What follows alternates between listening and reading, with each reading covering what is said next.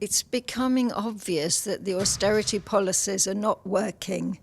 There's increase in inequality, in social tension, deterioration in mental and physical health, and a huge care deficit. So now there is a bit of new thinking.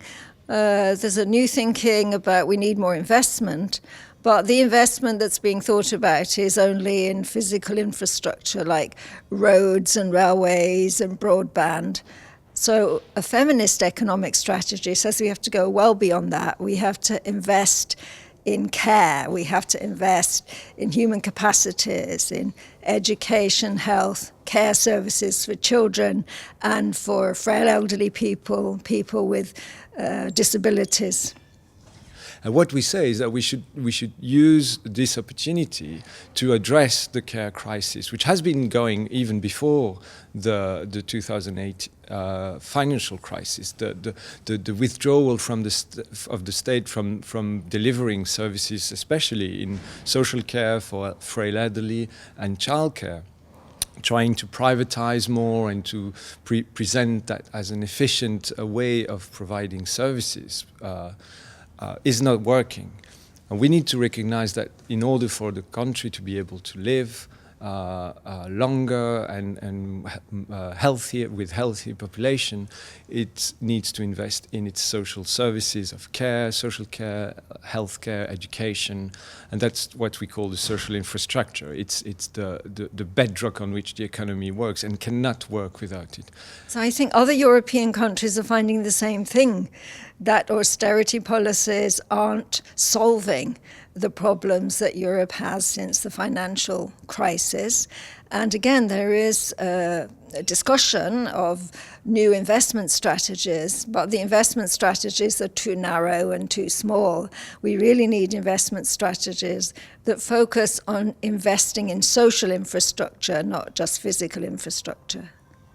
I think it's difficult to bring these views in Great Britain as well as in other countries, actually, because the main idea that something to do with women's fears being an economic issue or a mainstream political issue has always been difficult.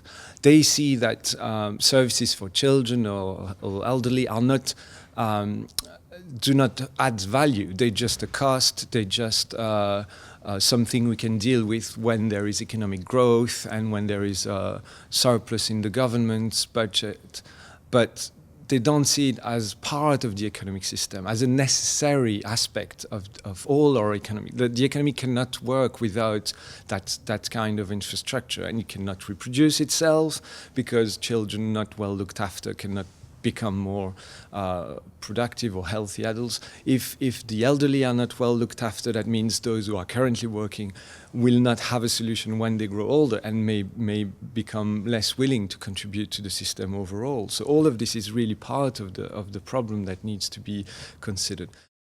Of course, I'm here to learn about Finnish economic policies, but from what I understand, you're starting to embark on policies that we in the UK had begun some time ago in terms not only of the cuts in social security, but in terms of the change in the way that public services are delivered.